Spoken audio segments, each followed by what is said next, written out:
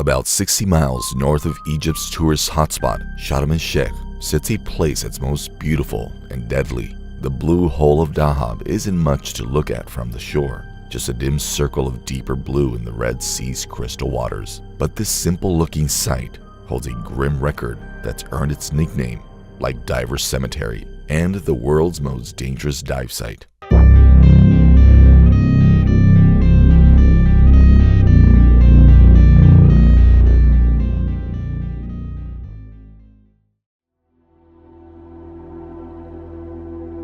To understand why divers keep coming here despite its reputation, you need to know about one man, Tarek Omar.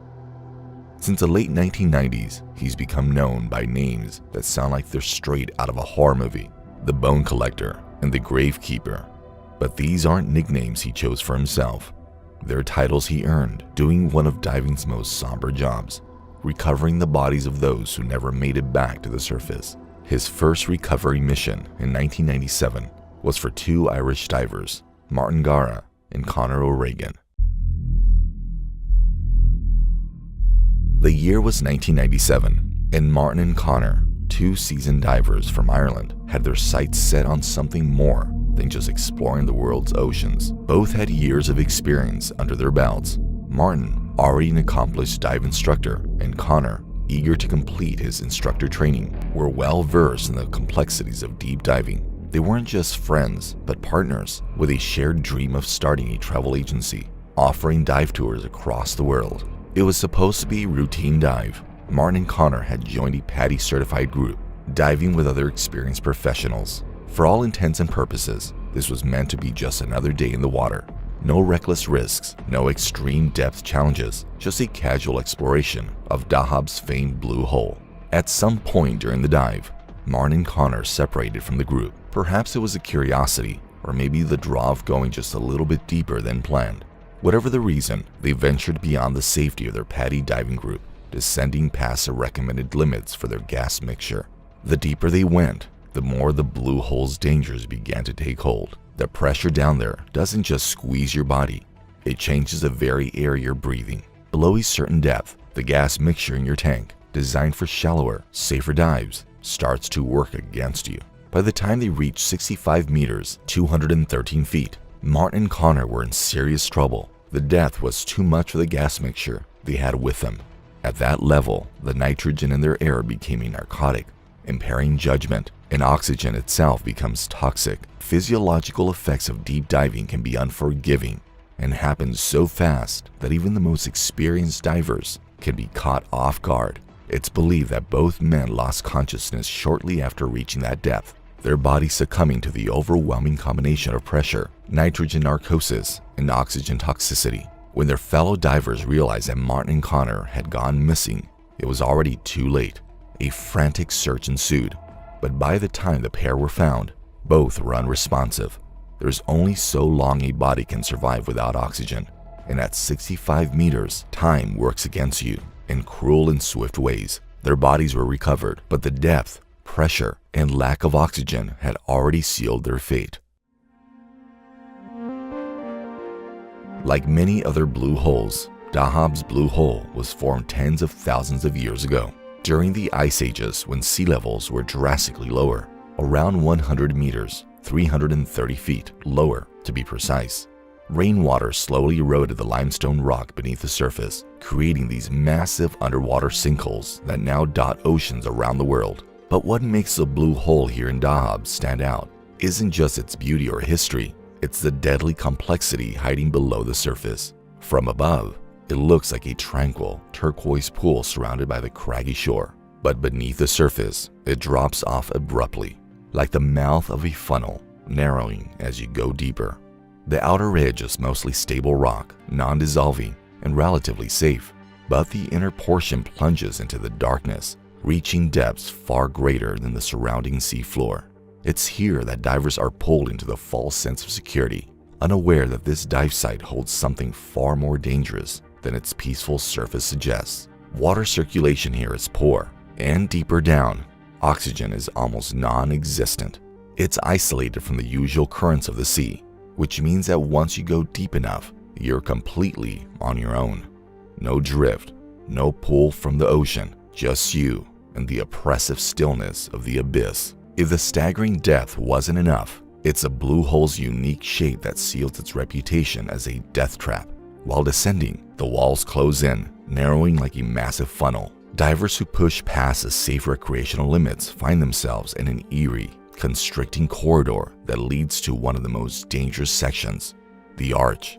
At 52 meters, 170 feet, this vast, seemingly inviting arch leads through a 26-meter-long, 85-feet tunnel, sloping diagonally toward the open ocean. But it's a trap. The funnel itself is deceptively disorienting, and as you descend through it, the depth increases dramatically, from 120 meters, 390 feet near the exit, to a bone-chilling 800 meters, 2,600 feet just beyond. This descent, combined with the tunnel's deceptive layout, leaves even the most experienced divers vulnerable to losing their sense of direction and falling victim to the overwhelming pressure of the depths. Divers can find themselves unintentionally dropping deeper and deeper, past the point where ordinary air becomes toxic. And before long, they're in an environment that's impossible to survive without the right preparation, and sometimes even with it, as we saw with Yuri Lipsky. Yuri Lipsky was no stranger to the deep. As an experienced diving instructor, he had spent countless hours beneath the waves, guiding others through the underwater world and navigating the challenges that come with deep diving. In April of 2000, however, Yuri made a solo plunge into the infamous Blue Hole in Dahab, a dive that would ultimately be his last. The day began with Yuri attempting to find dive partners to join him in exploring the Blue Hole. For reasons still unknown, whether due to impatience or a desire to tackle the dive alone, Yuri ultimately decided to go ahead without a partner. Yuri's plan was fatally flawed from the start.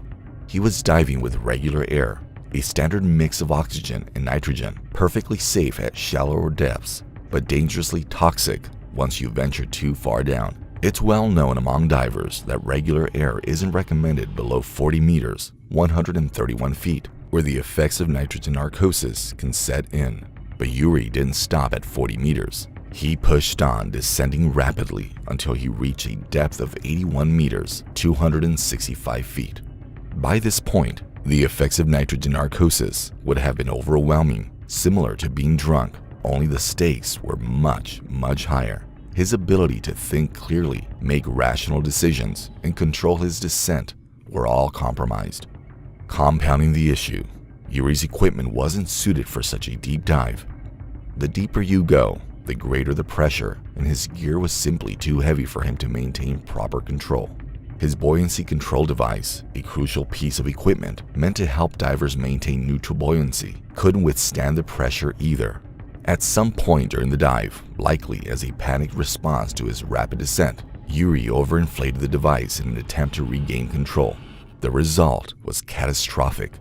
The device burst, leaving him with no way to stop his plunge into the depths. At 91 meters, 300 feet, Yuri was found later that day, lifeless.